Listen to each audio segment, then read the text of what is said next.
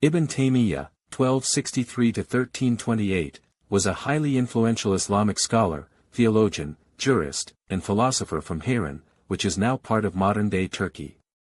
His full name was Taqi al-Din Ahmad ibn Taymiyyah. He is best known for his rigorous defense of orthodox Sunni Islam, particularly the Hanbali school of jurisprudence, and for advocating the return to the teachings of the Quran and Sunnah, as he believed they were the authentic sources of Islamic knowledge. Ibn Taymiyyah lived in a time of political instability, including the Mongol invasions and the Crusades, which greatly influenced his scholarly work and activism. Key contributions and achievements. Theology and Creed. Aqidah. Ibn Taymiyyah was a fierce advocate for the purity of Islamic monotheism, Tawhid, and spoke out against practices he saw as leading to idolatry, such as excessive veneration of saints or visiting tombs. He emphasized the need for a literal and straightforward understanding of the Quran and Sunnah, opposing interpretations based on speculative theology, kalam, or the influence of Greek philosophy.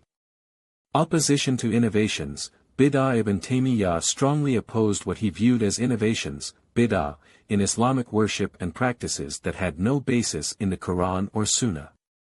He argued for a return to the practices of the early generations of Muslims, the Salaf, hence his influence on later Salafi movements.